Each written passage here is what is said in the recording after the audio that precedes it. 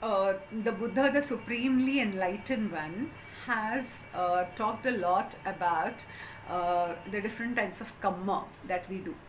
And he has given us the Paticca Samuppada, which is the law of dependent origination, in which he has said that every cause has its own effect, and everything is dependent. Whatever action comes is all dependent on something else. So everybody is dependently originated.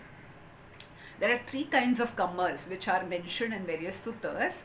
The first is kusala kamma. Kusala kamma is meritorious actions that we do. Like for instance, we give dana or we do good for people. That will definitely give us good results, good vipaka. The second one is the akusala kamma. Kusala is bad. So we have avarice towards somebody, we have greed, we have ill will. All this will lead to bad kind of vipaka on either us, our family, or in our future rebirth. And the third one is neutral action, which will not give us any result. It will be just neutral. Now, based on our karmas, we will get a particular kind of rebirth. Now, as per the Tipitak, the Buddha has given that the entire universe is divided into 31 planes of existence. And these are again divided into three kinds of lokas. One is the Arupa Loka, next is the Rupa Loka, and last is the Kama Loka. We stay in the Kama Loka. Now let us understand what is Arupa Loka. Arupa, as the word says, there is no Rupa.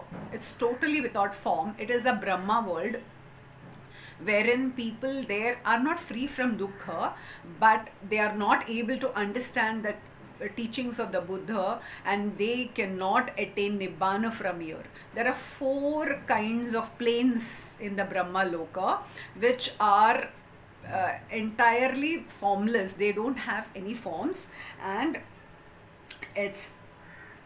I'll tell you what are there is realm of neither perception nor non-perception, realm of nothingness, realm of infinite consciousness, and there is a realm of infinite space. Now people attain these lokas basically based on jhana meditation. Once they have done jhanas, so they can reach this kind of loka.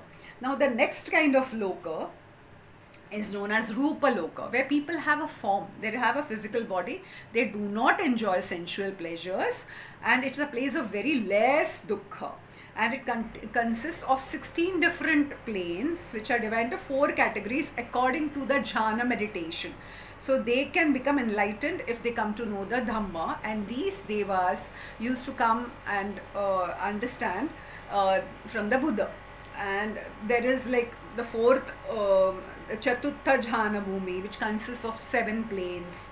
Then there is Tatiya Jhana Bhumi, that is third Jhana Bhumi, third Jhana realm. Now these harbor Brahmas who have a body with an aura. Then Dutiya Jhana Bhumi, wherein these the Brahmas of these 3 planes have a body with different degrees of lustre. And the Pathama Jhana, that is first jhana. Those people who do the first jhana will take rebirth there. This is the lowest grade of Rupa Bhava. The third level, that is the realm of desire, that is Kama Loka, consists of 7 planes of happiness, that is 6 heavenly abodes and the human plane where we are.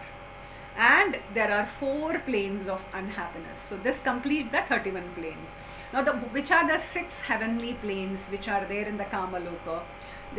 Those are the realm of devas who enjoy sensory pleasures created by others for them. That is known as Paranimitta Vasavatti Bhumi. Then there is a Nimanarati Bhumi, that is realm of devas who delight in creating. Then there is a Tusita Bhumi, that is devas of happiness and contentment. Then there is a Yama Bhumi, that is realm of blissful existence. Then there is a Tavatamsa Bhumi, realm of 33 gods. This is where the Buddha came from. I mean, the Siddhartha Gautam was he took birth from Tavatimsa Bhumi. The Bodhisattva took birth from there. And Chatu Maharajika Bhumi, that is heaven of 4 great kings.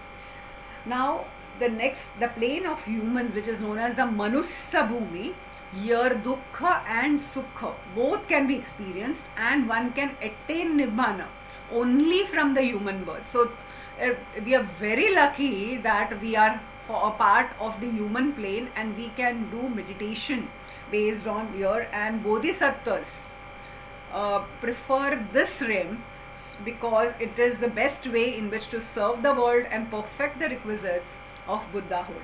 Now, the 4 planes of apaya, that is deprivation, are if we do any akusala karma. It is a very, very deplorable place to be in. Now, spirits and ghosts possess deformed physical forms of varying magnitude here. Like, for instance, there is the Asura Loka, that is, the inhabitants are powerful and opposed to Devas. Then there is a Peta Loka, hungry ghost, spirits. Now, it is known as a state of woe. People share their merits with these beings when they do good deeds. When we want to share something, we do it with the Peta world. We share our good feelings, karuna, metta to these people. Then Tirachana Loka, that is animal. It's not a pleasant plane, as beings have to search for food. They fight with each other. And there is a Niraya. This place is just below the earth in the deepest recesses of the southern island. There are different kinds of punishment here: Sanjeeva, Kalasutra, Sangata, Ruruva. So there is no happiness, only suffering in this realm, in the worst place to be reborn. So friends, when I look at this 31 planes of existence, we really learn a great lesson that we have to keep doing good, we have to meditate, and the Buddha has been so compassionate with us, and as he has given us a pure Dhamma to understand that one has to be always thinking of achieving higher bhumi, higher planes, and even enjoy the happiness which is given by understanding the Dhamma. May all beings be happy.